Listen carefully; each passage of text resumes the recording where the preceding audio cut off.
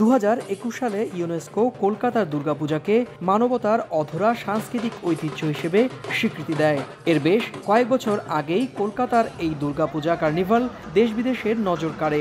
এবারও তার ব্যতিক্রম হয়নি। এই অনুষ্ঠান উদ্বোধন করেন পশ্চিমবঙ্গের মুখ্যমন্ত্রী মমতা বন্দ্যোপাধ্যায়।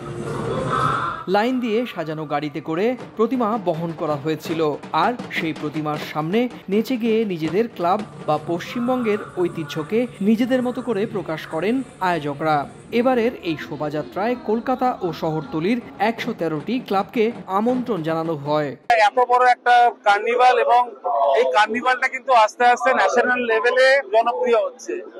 আর এই কার্নিভালে আমরা 4 বছর হলো পার্টিসিপেট করছি, সেটা একটা গর্বের বিষয়। এখানে রেড রোডে কার্নিভাল দেখতে এসেছি। এখন অব্দি আমরা অনেকগুলো ঠাকুর দেখেছি, মোহাম্মদ আলী পার্ক দেখেছি, আর আমরা এখন হাতিবাগান সার্বজনীন দেখেছি। পূজা কার্নিভালকে সামনে রেখে কলকাতা শহরকে নতুন করে সাজানো হয়, বাড়ানো হয় নিরাপত্তাও। দেশ বিদেশের অতিথিদের সামনে নিজেদের মণ্ডপের প্রতিমা প্রদর্শনের সুযোগ পেয়ে খুশি আয়োজকরা।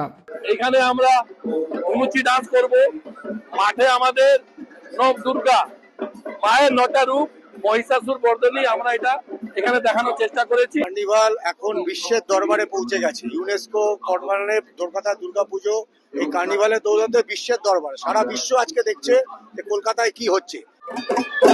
গেল বৃহস্পতিবার দর্পণ বিসর্জনের মধ্য দিয়ে দেবী মর্তলোক থেকে নিজ গৃহ কৈলাসে ফিরেছেন। এরপর থেকেই রাজ্য জুড়ে শুরু হয় দেবী প্রতিমার নিরঞ্জন প্রক্রিয়া, যা রোববার চূড়ান্তভাবে শেষ হয়। সুব্রত আচার্য, সময় সংবাদ, কলকাতা।